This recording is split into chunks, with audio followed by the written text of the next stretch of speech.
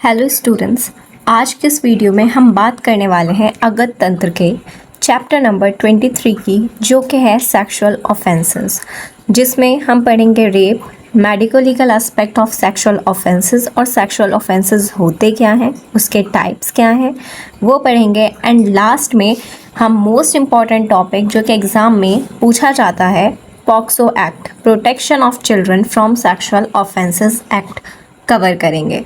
तो पहले हम रेप, फिर सेक्सुअल ऑफेंस और फिर पॉक्सो पढ़ेंगे। तो चलिए, इसमें हम क्या पढ़ेंगे? Definition, examination and medico legal aspect हम कवर करेंगे, जो कि हमारे NCISM के सिलेबस के अंडर आता है। तो रेप की डेफिनेशन क्या होती है? It is defined under section 375 IPC। क्या सेक्शन है? 375 IPC. Rape is said to be committed when a man has sexual intercourse, penetration with a woman against her will, without her consent, or with consent obtained by fear, fraud, intoxication, or when she is under 18 years of age. यानी इसका ये मतलब है कि जब कोई भी man, कोई भी आदमी सेक्सुअल इंटरकोर्स करे विमेन के साथ अगेंस्ट हर विल, उसकी इच्छा के बिना, उसके कंसेंट के बिना, या फिर कंसेंट हो तो वो उसने डर में दिया हो, फ्रॉड उसके साथ किया हो, उसे नशा दिया गया हो, या फिर वो 18 साल से कम एज की हो। ठीक है। इसके बाद examination of rape victim, victim का एग्जामिनेशन कैसे किया जाता है? तो सबसे पहले कंसेंट एंड लीगल फॉर्मेलिटीज़। देखो, कंसेंट बहुत ज़्यादा ज़रूरी होता है, तो कंसेंट लेना ज़रूरी है। रिटर्न इनफॉर्म कंसेंट, ठीक है, कि परमिशन लेना है कि हमें आपका एग्ज़ामिनेशन करना है। अगर कोई 18 साल से कम उम्र की लड़की है तो उसके लिए उसके पेरेंट्स या उसके गार्जियन का कंसेंट रिक्वायर्ड है। ठीक है। एग्ज़ामिनेशन फीमेल डॉक्टर को करना चाहिए अगर अवेलेबल है। इन केस नहीं अवेलेबल है तो मेल डॉक्टर कर सकते हैं, बट प्रायोरिटी फीमेल को ही दी जाती है। अब history taking, date, time and place of incident, किस डेट को, किस टाइम और उस जगह, वो जगह कौन सी थी, number of accused, type of sexual act क्या था, जो कि हम पढ़ेंगे अभी आगे, यूज़ ऑफ फोर्स, थ्रेट्स और इंटॉक्सिकेशन, क्या कोई फोर्सफुल, कोई धमकी या फिर कोई नशा कराया गया था या नहीं, फिर उसकी मेंस्ट्रुअल एंड मैरिटल हिस्ट्री पूछी जाती है। इसके बाद जनरल फिजिकल एग्जामिनेशन में हम क्या क्या देखते हैं? Age, height, weight, mental condition, वो डरी हुई है, रो रही है, शॉक में है, ये सारी चीज़ें हम देखते हैं जनरल एग्जामिनेशन में। इंजरीज देखेंगे, एब्रेशंस, ब्रूज, बाइट मार्क्स, ये सारी चीज़ें हम नोट करेंगे। एब्रेशन क्या होता है? सुपरफिशियल स्किन इंजरी होती है। ब्रूज क्या होता है आपको हम बताएंगे जब हम इंजरी वाला चैप्टर में पढ़ेंगे। ब्रूज मतलब bluish discolouration of the skin. Abrasion जैसे हम कहते हैं खरोच लगना। ठीक है। जेनाइटल एग्जामिनेशन, जो अभी मैंने आपको बताया वो था जनरल एग्जामिनेशन। अब मैं आपको बता रही हूँ जेनाइटल एग्जामिनेशन। तो examination of vulva, vagina, hymen. ठीक है। देखेंगे टियरनेस तो नहीं है, कोई रेडनेस, ब्लीडिंग, ये सारी चीज़ें जो भी प्रेजेंट होगा वो लिखा जाएगा। And also presence of semen और फॉरेन हेयर। तो बॉडी में सीमन के कोई अंश है या फिर कोई फॉरेन हेयर या कोई भी कपड़ा वगैरह मिलता है तो उसे हम प्रिजर्व करते हैं। हाइमन स्टेटस देखें कि फ्रेशली टीयर है तो इसका मतलब है रिसेंटली इंटरकोर्स हुआ है। ठीक है। ओल्ड हील्ड टीयर है मतलब पास सेक्सुअल एक्टिविटी है। समझ आ रहा है? इसके बाद कलेक्शन ऑफ एविडेंस। एविडेंस को कैसे कलेक्ट करते हैं? Vaginal, anal and oral swab लेते हैं, यानी वजाइना का फ्लूइड, एनल वाला फ्लूइड और ओरल यानी सलाइवा, ये सारी चीज़ें हम कलेक्ट करते हैं। प्यूबिक हेयर, कलेक्ट किया जाता है, ब्लड एंड यूरिन को कलेक्ट किया जाता है ड्रग टेस्ट के लिए कि ड्रग दिया गया था या नहीं। क्लोथ्स ऑफ विक्टिम पैक किए जाते हैं क्योंकि उस पर से भी हमें पता चल सकता है कि लोग कौन था, मतलब कौन था उसका पता लगाया जा सकता है। Laboratory test, semen detection, DNA profiling, pregnancy test किया जाता है एंड सेक्सुअली ट्रांसमिटेड इन्फेक्शन के लिए भी टेस्ट किया जाता है। मेडिको लीगल एस्पेक्ट की बात करें विक्टिम की एग्जामिनेशन की, तो doctor can not refuse examination. अब कोई विक्टिम आती है तो डॉक्टर उसे मना नहीं कर सकते कि हम इसका एग्जामिनेशन नहीं करेंगे। Victim character is irrelevant, victim के करेक्टर पर उंगलियां नहीं उठाई जाएंगी, उसे कोई कुछ नहीं कह सकता, ठीक है। 2 फिंगर टेस्ट बैन हो चुका है। Report must be send to police promptly, यानी हर चीज़ अच्छे से लिखकर पुलिस को हैंड ओवर करना चाहिए। मेंटेन प्राइवेसी एंड डिग्निटी, जो वो लड़की है, जो वो विक्टिम है, उसकी प्राइवेसी, उसकी डिग्निटी मेंटेन रहनी चाहिए, ठीक है। ये चीज़ें बहुत ज़्यादा ज़रूरी हैं। इसके बाद ये जो हमने पढ़ा है, एग्ज़ामिनेशन पढ़ा विक्टिम का और उसी का मेडिको लीगल एस्पेक्ट। अब हम पढ़ने जा रहे हैं एग्ज़ामिनेशन ऑफ एक्यूज्ड। एक्यूज्ड मतलब जिसने रेप किया है, जो वो पर्सन है, उसका क्या एग्ज़ामिनेशन कैसे होता है, क्या क्या उसमें हम कलेक्ट करते हैं, देखिएगा। तो सबसे पहले कंसेंट की बात करें तो कंसेंट रिक्वायर नहीं होता है अगर एग्ज़ामिनेशन ऑर्डर है पुलिस का या फिर कोर्ट का ऑर्डर है। देखो, जैसे हमने अभी आपको बताया था, विक्टिम के एग्ज़ामिनेशन में कंसेंट की ज़रूरत है। अगर वो 18 साल से कम है तो उसके पेरेंट्स की, 18 साल से ज़्यादा है तो उसके खुद की, राइट। लेकिन इसमें अगर कोर्ट से ऑर्डर है या पुलिस का ऑर्डर है तो कंसेंट की ज़रूरत नहीं है। Under section 53 CRPC general examination की, जैसे हमने उसमें पढ़ा था, कुछ वैसे ही सेम पॉइंट्स हैं। Age, build, mental status, signs of intoxication, क्योंकि नशा करके इंसान ये काम करा है या फिर नहीं, तो इसके लिए इसकी एग्ज़ामिनेशन की जाती है। Local examination, examine penis, scrotum and thighs, look for. देखो, यहाँ पर ये बात नहीं है कि सिर्फ विक्टिम की इंजरी होगी, नहीं, विक्टिम अपने डिफेंस में भी जो एक्यूज्ड है उसके भी इंजरी मिल सकती है, क्योंकि विक्टिम अपने आप को बचाने के लिए उसे भी इंजरी कर सकते हैं। तो इंजरीज, स्क्रैचेस, बाइट मार्क्स, ये सब मिल सकते हैं। क्यों? वो तो अपने डिफेंस की वजह से। प्रेजेंस ऑफ स्मैग्मा क्या होता है? Whitish secretion under foreskin. Evidence collection, penile swab को कलेक्ट किया जाता है। डीएनए सैंपल, ब्लड सैंपल को लिया जाता है डीएनए प्रोफाइल के लिए। नेल स्क्रैपिंग्स को लिया जाता है, क्लोथ्स को लिया जाता है। Potency test to assess sexual capability. Impotence मतलब inability to perform sexual act, does not disprove rape automatically. इसमें कहा जाता है कि सेक्सुअल कैपेबिलिटी चेक की जाती है, ठीक है, कि वो सेक्सुअल एक्ट करने में कैपेबल है या नहीं। तो उसे हम ये नहीं कह सकते हैं कि रेप इसके द्वारा नहीं किया गया है, ठीक है। मेडिको लीगल एस्पेक्ट की बात करें एक्यूज्ड एग्जामिनेशन की, तो सपोर्टिव एविडेंस मिलता है। Identification of accused, presence of injuries suggest struggle, ठीक है। इंजरीज अगर उसके हैं तो इसका मतलब विक्टिम ने स्ट्रगल किया है।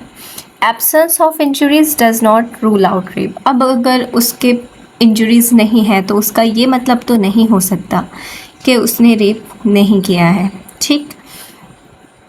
इम्पॉर्टेंट लीगल टर्म्स देखो, rape is a cognizable offence, यानी police can arrest without warrant. समझ आया? Medical report is crucial evidence. यहाँ पर क्योंकि सारी चीज़ें डिपेंड मेडिकल वाले स्टाफ पर होती हैं या मेडिकल साइंस पर होती है, तो ये क्रूशियल एविडेंस होता है रेप केसेस में। Delay in examination reduce evidence value. जैसे हमने सारे एविडेंस पढ़ लिए हैं तो हमने देखा है, जैसे विक्टिम में देखा उसके ब्लड जो उसका ब्लड में पता चलेगा हमें ड्रग का, तो जितना जल्दी उतना अच्छा। वेजाइनल स्वैब का और एनल स्वैब और सलाइवा, ये सारी चीज़ें, ये सारे टेस्ट जितनी जल्दी हो उतना ही अच्छा है। ऐसे ही मेल में, ठीक है, तो जैसे पेनाइल स्वैब, तो जो चीज़ जितनी जल्दी कलेक्ट की जाए और जितना जल्दी उसका टेस्ट किया जाए वो उतना ही अच्छा है इंसाफ के लिए। पनिशमेंट वेरीज फ्रॉम 7 साल से लेकर के आजीवन कारावास, यानी पूरी ज़िंदगी जेल हो सकती है मिनिमम 7 साल की सज़ा से। ये था हमारा टॉपिक रेप का, जिसमें नेक्स्ट टॉपिक हमारा सेक्सुअल ऑफेंस का है। अब हम बात कर रहे हैं अपने नेक्स्ट टॉपिक की, जो कि है सेक्सुअल ऑफेंसेस। सेक्सुअल ऑफेंसेस क्या होते हैं?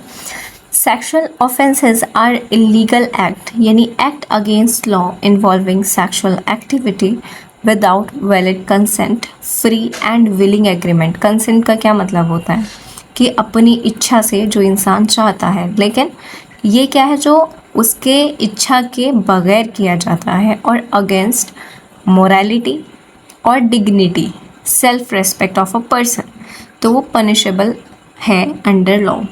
तो यहाँ पर ये कह रहे हैं वो सेक्सुअल ऑफेंस सिर्फ रेप नहीं है, जैसे मैंने आपको बताया rape is a sexual intercourse. तो sexual offence is not all, sexual offence के अंदर रेप आता है, बट सेक्सुअल ऑफेंस जो है वो खुद में एक बड़ा टर्म है। इसे आप ऐसा समझेंगे, सेक्सुअल ऑफेंस का एक क्लासिफिकेशन है रेप, बाकी और भी हैं जो हम आप पढ़ेंगे, ठीक। तो ये क्या है? इलीगल एक्ट है involving sexual activity, sexual intercourse नहीं है, सेक्सुअल एक्टिविटी है विदाउट वैलिड कंसेंट, कंसेंट के बिना, या फिर उसके मोरालिटी और डिग्निटी के अगेंस्ट है, और वो पनिशेबल है। अब ये क्या होते हैं? Classification, sexual offences and natural sexual offenses and unnatural, and the third is sexual perversion, and fourth is sexual offense against children, जो कि बहुत important है, ठीक है। तो सबसे पहले हम पढ़ते हैं नेचुरल सेक्सुअल ऑफेंस। इसमें क्या आते हैं? रेप, अटेम्प्ट टू रेप और सेक्सुअल असॉल्ट। तो rape is a sexual intercourse with a women without consent और अगेंस्ट हर विल। समझ आ गया? ये तो हम पढ़ के ही आ रहे हैं अभी। अटेम्प्ट टू रेप मतलब incomplete act of rape. Sexual assault क्या होता है? Physical sexual contact without penetration. समझ आ गया? Physical sexual contact without penetration. Unnatural sexual offences क्या होते हैं? जो कि अगेंस्ट नॉर्मल सेक्सुअल बिहेवियर। ये आप एक बार खुद पढ़ लेंगे, PDF आपको चाहिए तो आप हमारे टेलीग्राम चैनल से डाउनलोड कर सकते हैं, ठीक है, ये भी आप पढ़ लेंगे।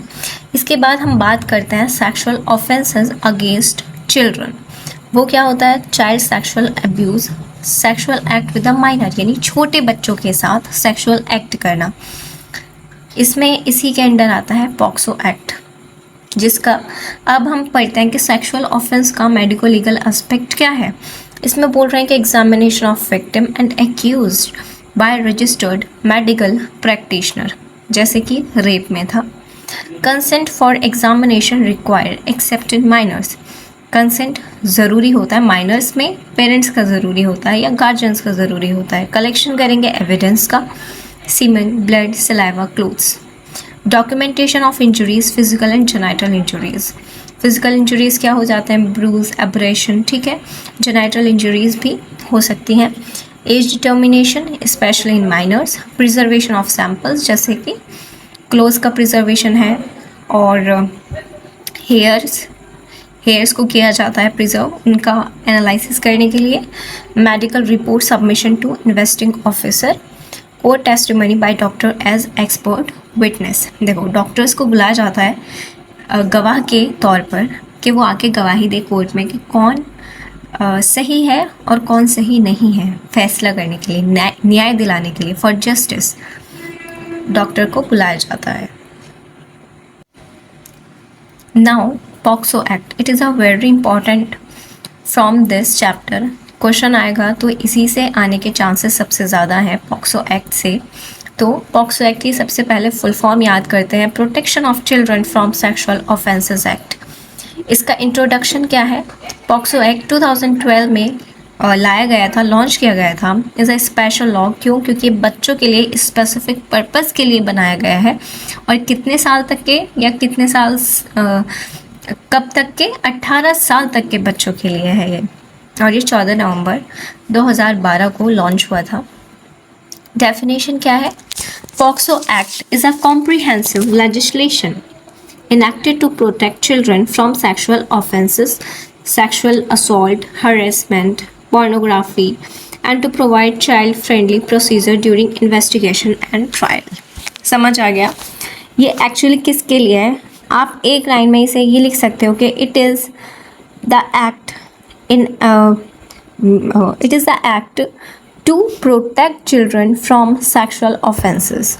ठीक है, इसके ऑब्जेक्टिव क्या है? To protect children from sexual offences, to ensure speedy trials, यानी फास्ट कोर्ट प्रोसेस, क्योंकि हमें पता है कि कोर्ट में अगर कोई केस जाता है तो सालों साल चलता है, बट बच्चों के लिए एक अलग कोर्ट बनाए गए हैं, अलग रूल्स हैं और अलग एक्ट है, तो इस वजह से इसका प्रोसेस फास्ट होता है। To provide child friendly justice system, बच्चों के लिए बच्चों के हिसाब से ही एक सिस्टम बनाया गया है। To ensure strict punishment for the offenders, अब जिन्होंने वो काम किया है तो उन्हें पनिशमेंट मिलनी चाहिए। ठीक है, ये इसके ऑब्जेक्टिव्स हैं। इम्पॉर्टेंट फीचर क्या है इसमें? चाइल्ड का मतलब 18 साल से कम वर्ष के जितने भी बच्चे हैं उन सब के ऊपर ये अप्लाई होता है, चाहे वो लड़का हो या लड़की हो, दोनों के लिए अप्लाई होता है। मैंडेटरी रिपोर्टिंग, देखो रिपोर्ट करना ज़रूरी है, मैंडेटरी है। Special POCSO courts for fast trials, इसके लिए स्पेशल कोर्ट्स बनाए गए हैं ताकि न्याय मिलने में देर बिल्कुल ना हो। Identity of children must not be disclosed, यानी बच्चे की जो डिग्निटी है, जो उसकी इज़्ज़त है, वो समाज में या समाज उसे अलग नज़रों से ना देखे, इस वजह से उसकी आइडेंटिटी को रिवील नहीं किया जाता। अब ऑफेंसेस कौन कौन से कवर होते हैं पॉक्सो एक्ट के अंदर? Penetrative sexual assault, aggravated penetrative sexual assault, sexual harassment, use of child for pornography. ये सारे ऑफेंस कवर होते हैं अंडर पॉक्सो एक्ट। अब पनिशमेंट क्या है? पेनिट्रेटिव सेक्सुअल असॉल्ट में मिनिमम 10 साल की सज़ा होती है।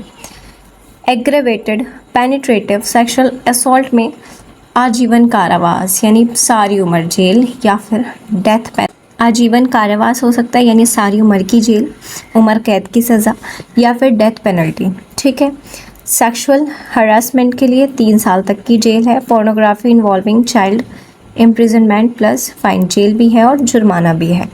मेडिको लीगल इंपॉर्टेंस क्या है कि doctor must examine child with consent, देखो परमिशन लेनी चाहिए। ठीक है, बच्चा है तो बच्चे से भी एक बार पूछ लें ताकि वो सेफ फील करे, और पेरेंट्स का कंसेंट तो ज़रूरी है, या फिर गार्जियंस का। No police station delay in medical examination, कोई भी पुलिस स्टेशन या पुलिस वाला मना नहीं कर सकता कि, या डिले नहीं कर सकता उसके एग्ज़ामिनेशन के लिए, क्योंकि अगर जितना डिले होगा उतना ही ज़्यादा जो हमारे सबूत हैं वो मिट जाते हैं। Female child to be examine by female doctor. Medical report is an important legal document, जैसे हमने पहले भी बताया। इम्पॉर्टेंस क्या है? चाइल्ड डिग्निटी को प्रोटेक्ट करता है, चाइल्ड अब्यूज़ को कम करना है, इसीलिए तो ये एक्ट बनाया गया है, और जो हो रहा है उसे न्याय दिलाना है, और जिसने किया है उसे सज़ा देनी है। स्ट्रेंथन्स चाइल्ड राइट्स, यानी जो बच्चों के राइट्स हैं उन्हें स्ट्रेंथन करना, उन्हें पावर देना। Ensure justice and safety for the childrens. तो ये था आज का हमारा चैप्टर। उम्मीद है आपको समझ आया होगा। अगर आपको इसके नोट्स चाहिए तो हमारे टेलीग्राम चैनल रॉयल आयुर्वेद से आप इसे डाउनलोड कर सकते हैं। वीडियो को लाइक कीजिए, शेयर कीजिए और चैनल को सब्सक्राइब कीजिए। Thank you.